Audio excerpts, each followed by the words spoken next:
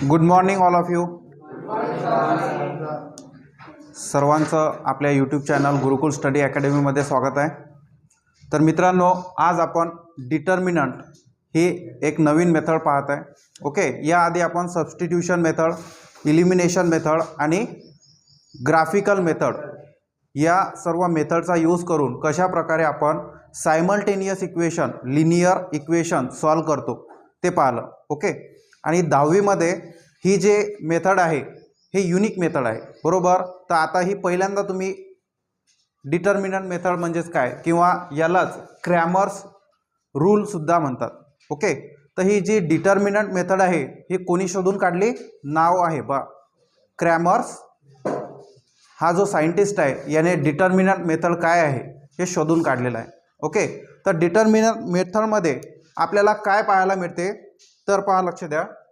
Determinant मेथडमध्ये आपल्याला अशा प्रकारे दोन व्हर्टिकल लाईन पाहायला मिळतात, दोन व्हर्टिकल लाईन, आणि त्याच्यामध्ये एक नंबरची अरेंजमेंट पाहायला मिळते. ओके, नंबरची काय पाहायला मिळते? अरेंजमेंट ए बी सी आणि डी. हे फॉर एक्झाम्पल या ठिकाणी काय आहेत? नंबर आहेत. काय आहेत? नंबर्स आहेत. ओके, तर नंबर्सची जी अरेंजमेंट आहे व्हर्टिकल लाईन मध्ये आपल्याला पाहायला मिळते. कशाची? नंबर्सची arrangement. Arrangement of number, arrangement of numbers in vertical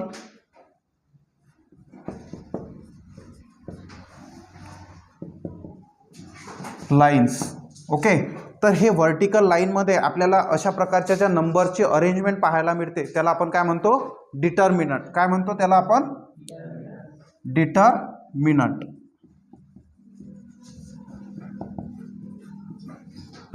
okay, तर हा डिटर्मिनंट सॉल्व कसा करायचा? तर याच्यामध्ये हा जो फर्स्ट नंबर आहे म्हणजे ए, याचं मल्टिप्लिकेशन करायचं. कशामध्ये?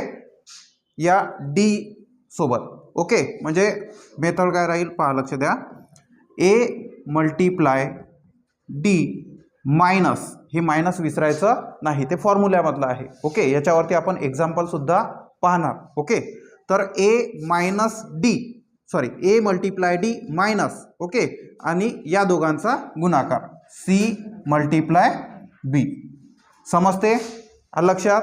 तर याला आपण सॉल्व कशा प्रकारे करू? हे जर नंबर असते तर मल्टिप्लिकेशन करून आपण त्याला सॉल्व करू शकलो असतो. ओके, तर याच्यावरती फॉर एक्झाम्पल आपण एक एक्झाम्पल घेऊ. ओके, 3 1 इथे 2 आणि 4. लक्षात? हा एक डिटर्मिनंट आहे. मी काय म्हटलं? हे ए बी सी डी हे काय आहेत? नंबर्स आहेत. नंबरची व्हर्टिकल अरेंजमेंट आपल्याला दोन या व्हर्टिकल लाईन मध्ये पाहायला मिळते, त्याला आपण काय म्हणतो? डिटर्मिनंट. ओके, तर डिटर्मिनंट हा डी ने डिनोट करतात. कशाने? डी ने. म्हणजे determinant D equal to, okay, determinant 3 2 1 4. लक्षात? तर याच्यामध्ये आता याला आपण सॉल्व कशा प्रकारे करणार पहा. आपण फॉर्म्युला इथे पाहिलेला आहे. ओके, पहिला नंबर जो आहे याचा मल्टिप्लिकेशन म्हणजे गुणाकार कशाचे करायचा? 3 आणि 4 शी. ओके, 3 मल्टिप्लाय काय राहील? 4 मायनस आता 2 इंटू 1, बरोबर. म्हणजेच 3 4 चा 12 मायनस 2. तर याचा आन्सर काय येणार आहे या ठिकाणी? 10. कळत आहे? हा झाला आपला डिटर्मिनंट सॉल्व. लक्षात? तर हे एवढं राईट करून घ्या. आपण सध्या बेसिक पाहत आहे, बरोबर. ठीक आहे, पूर्ण तुम्हाला मेथड समजत आहे? ओके, राईट करून घ्या.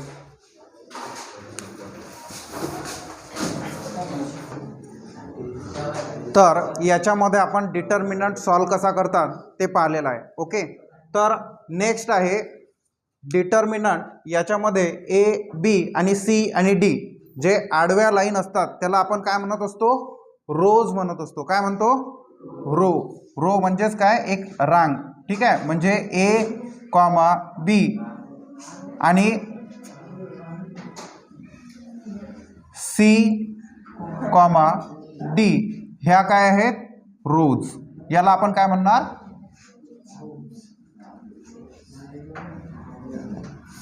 त्यानंतर यामध्ये जे उभ्या लाईन दिसत आहे, ठीक आहे, उभ्या लाईन मध्ये ए आणि सी काय दिसते, ए सी, त्यानंतर अँड बी आणि डी, याला आपण काय म्हणणार, कॉलम. काय म्हणणार, कॉलम्स. बरोबर दिसत आहेत सर्वांना, ठीक आहे. म्हणजे हे याच्यामध्ये दोन एलिमेंट, हे दोन एलिमेंट. ओके, तर डिग्री ऑफ डिटर्मिनंट याच्यामध्ये तुम्हाला प्रत्येकी दोन दोन अशा प्रकारचे एलिमेंट पाहायला मिळतात. ओके, म्हणून degree of the determinant, okay, degree of determinant is 2. किती असते, 2.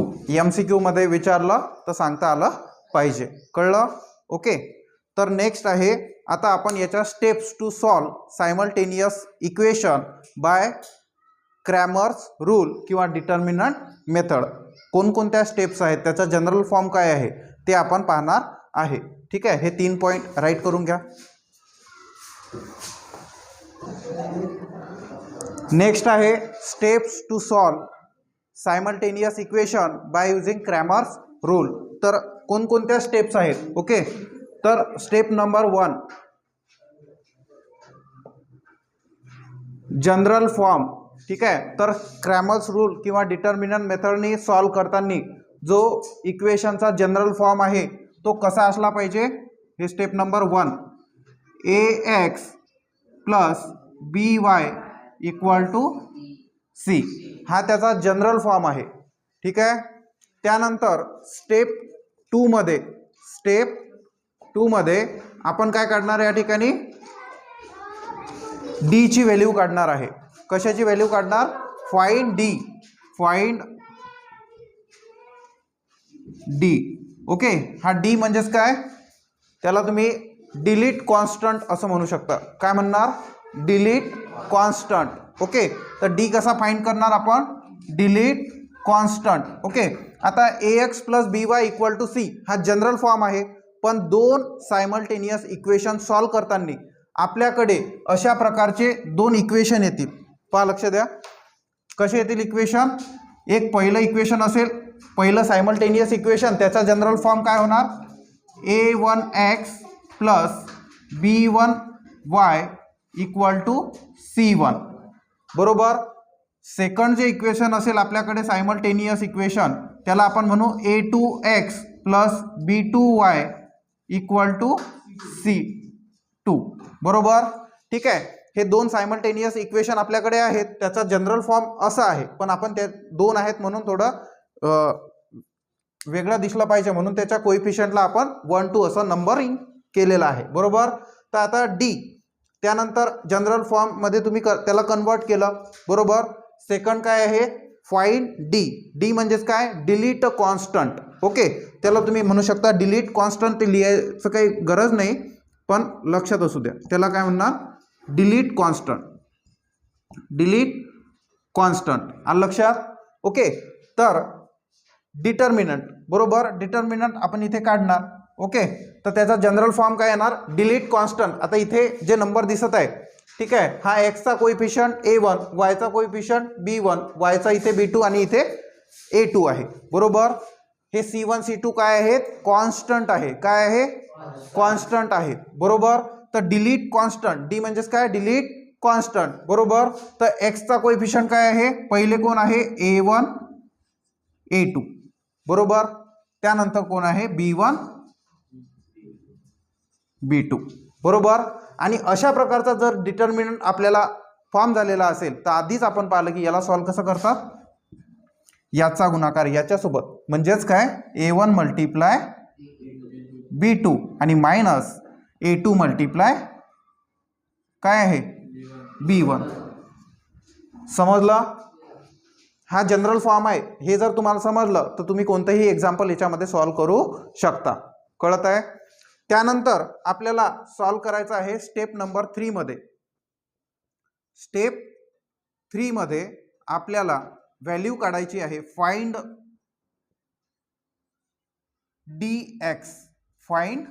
dx. ओके, तर आता डी एक्स म्हणजेच काय आहे या ठिकाणी, डी फॉर डिलीट.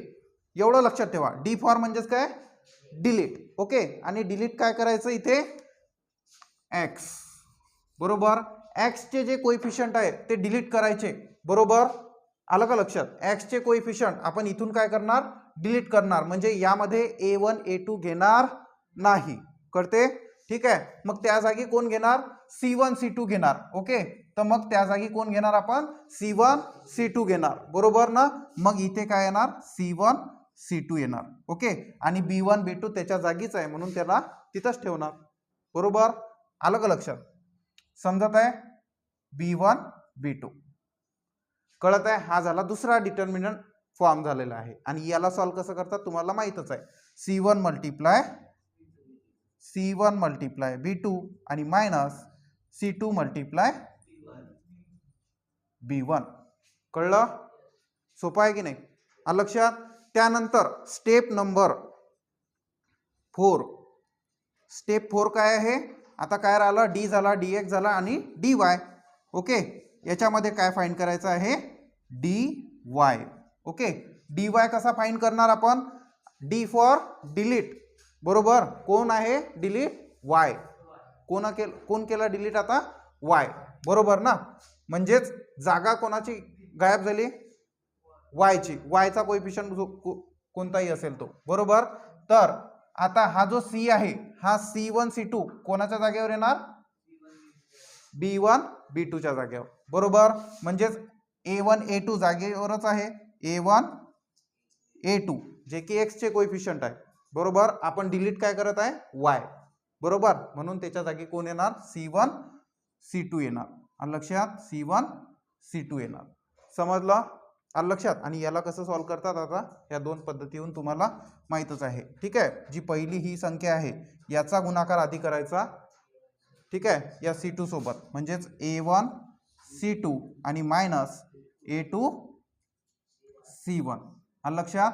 अशा प्रकारे जनरल फॉर्म आधी दोन्ही इक्वेशनचा, त्यानंतर D for delete, constant.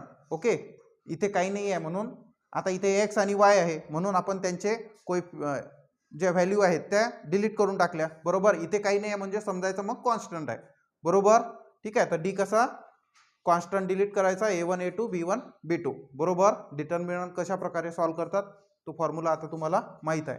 Okay, त्यानंतर स्टेप नंबर 5 आहे आणि ही फायनल स्टेप आहे. ओके, स्टेप नंबर 5 याच्यामध्ये आपल्याला सायमल्टेनियस इक्वेशन सॉल्व करताना, ठीक आहे, फायनल आपण काय काढत असतो, रूट्स ऑफ द इक्वेशन किंवा सोल्युशन ऑफ द इक्वेशन किंवा value of x and Y. Okay, तर ही व्हॅल्यू जी आहे एक्स ची कशी काढणार आपण, X equal to dx upon D. कळते, ठीक आहे. एक्स ची व्हॅल्यू काढताना जो dx आहे, ठीक आहे, ती व्हॅल्यू आता त्याला सॉल्व केल्यानंतर आपल्याला मिळेल. आणि ही जी डी ची व्हॅल्यू आहे त्यांचा भागाकार म्हणजेच आपल्याला एक्स ची व्हॅल्यू मिळेल. म्हणजे हे पहिलं रूट. कळते, आणि and y is equal to काय असेल मग, dy अपॉन डी. ओके, अशा प्रकारे आपल्याला x आणि y चे जे काय आहे ते रूट्स मिळतील.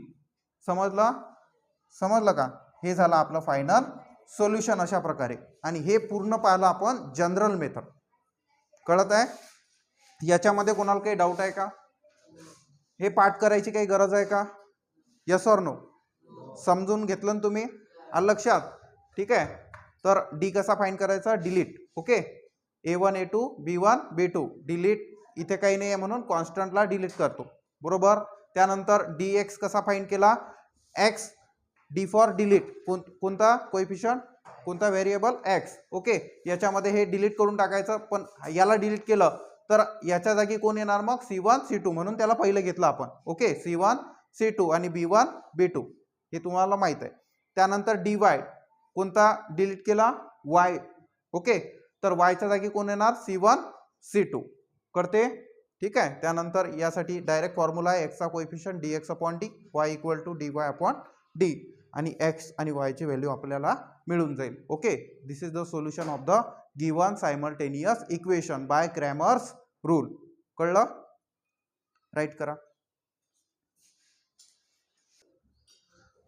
तर नेक्स्ट आहे याच्यामध्ये आपण प्रॅक्टिस सेट 1.3 स्टार्ट करणार आहे. त्यामधला पहिला क्वेश्चन आहे filling the blank with the correct numbers. याच्यामध्ये तुम्हाला ही एक ॲक्टिव्हिटी दिलेली आहे. Okay, determinant 3, 4, 2, 5. ओके, यामध्ये याला सॉल्व कसं करायचं हे आपण पाहिलेलं आहे. जो पहिला नंबर आहे, ठीक आहे, याला कशा प्रकारे सॉल्व करणार. पहिला नंबर 3, याचा मल्टिप्लिकेशन करणार कशाला, 5 ला. ओके, मायनस साईन फॉर्म्युल्यामधलं, बरोबर. आणि 4 मल्टिप्लाय 2, 4 मल्टिप्लाय 2 किती होता, 3 5 चा 15 मायनस 4 2 चा 8. तर आन्सर काय राहील 7. हे काय झालं फायनल सोल्युशन. ओके, राईट करून घ्या. नेक्स्ट क्वेश्चन आहे पहा, question number 2. Find the values of the following determinant. Okay, तर पहिला क्वेश्चन आहे -1 टू डिटर्मिनंट. आलं लक्षात, इथं डी इक्वल टू लिहायचं. Okay, determinant D equal to. Okay, तर याला सॉल्व कशा प्रकारे करायचं आपल्याला माहीत आहे. तर therefore D is equal to, determinant D is equal to, okay, -1 multiply काय होईल 4. Okay, -1 multiply 4, fine minus sign, बरोबर, हे फॉर्म्युल्यामधलं. आणि 2 मल्टिप्लाय काय राहणार 7, 2 मल्टिप्लाय 7. ओके, तर -1 मल्टिप्लाय 4 किती होणार -4. किती होणार -7 मल्टिप्लाय 2 किती होणार 14. आणि यांची ॲडिशन किती होणार 4 + 14 किती होणार 18. कारण की मायनस मायनस काय होते प्लस, आणि साईन कोणतं राहील मायनस. म्हणजे डिटर्मिनंट पहिला क्वेश्चनचा आन्सर काय आला -18. समजलं. त्यानंतर क्वेश्चन नंबर 2, लक्ष द्या, लिहू नका. क्वेश्चन नंबर याच्यामधला जो सेकंड आहे, ओके, काय दिलेला आहे 5 3 -7 0. 5 3 -7 आणि 0. याला कशा प्रकारे आपण सॉल्व करणार. ओके, तर determinant D is equal to, okay, 5 multiply 0.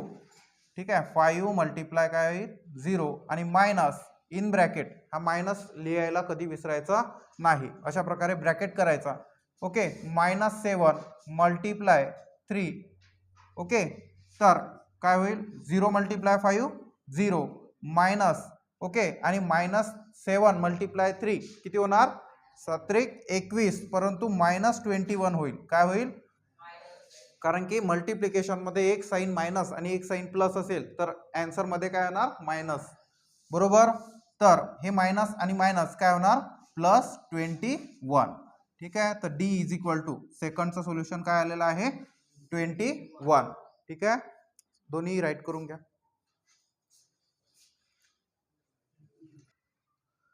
त्यानंतर नेक्स्ट आणि क्वेश्चन नंबर 2 मधला लास्ट क्वेश्चन आहे, जो की आपल्याला डिटर्मिनंट दिलेला आहे आणि फ्रॅक्शनमध्ये आहे. तर फ्रॅक्शनमधला डिटर्मिनंट कशा प्रकारे सॉल्व करायचा ते आता पहा. ओके, तर D is equal to, okay, D is equal to सर्वात पहिला नंबर. ओके, आपली जी प्रोसेस आहे ते सारखीच राहील. ओके, पहिला जो नंबर आहे म्हणजेच काय फ्रॅक्शन जो आहे पहिला 7/3 मल्टिप्लाय करतो आपण कशासोबत. ठीक आहे, जो खालचा नंबर आहे 1/2 या फ्रॅक्शन सोबत. ओके, याला ब्रॅकेट करून घ्यायचा, मायनस साईन हे फॉर्म्युल्यामधलं. ओके, त्यानंतर 3/2 मल्टिप्लाय कशाला होणार 3/2 मल्टिप्लाय 5/3 मल्टिप्लाय 5/3, बरोबर.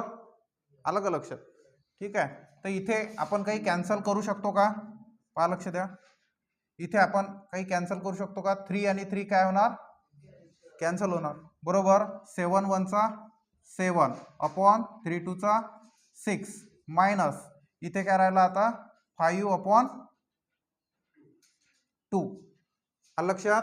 तर इथे आपण 6 सुद्धा ठेवला असता तरी चाललं असतं, कारण की या दोघांचा जो फ्रॅक्शन डिनॉमिनेटर आहे तो जर सारखा असता तर आपण वरच्यांची फक्त काय केली असती सबट्रॅक्शन केली असती. ओके, आता आपण कॅन्सल आउट केलं, काही हरकत नाही. आलं लक्षात. तर आपण इथे काय करू शकतो क्रॉस मल्टिप्लाय करू शकतो. 7 2 चा 14 किती होणार, आणि 6 5 चा 30 अपॉनमध्ये ठीक आहे किती राहणार 12. आलं लक्षात. तर आता सबट्रॅक्शन जर केली तर 30 मधून आपण काय करणार 14 मायनस करणार तर किती राहतील 16 पण मायनस साइन आणि अपॉन मध्ये 12. आलं लक्षात. आता 4 नी याला आपण काय करू रिड्यूस करू 4 4 चा आणि 4 3 चा म्हणजे आन्सर काय आलं -4/3. ओके. तर ही याची फायनल व्हॅल्यू आलेली आहे. समजलं. फ्रॅक्शन मध्ये जरी असला तरी कशा प्रकारे आपण सॉल्व करणार बरोबर. आलं लक्षात. लिहून घ्या. ठीक आहे. Thanks for watching. नेक्स्ट जो क्वेश्चन आहे तो आपण उद्याला कंटिन्यू करू. Question number 3.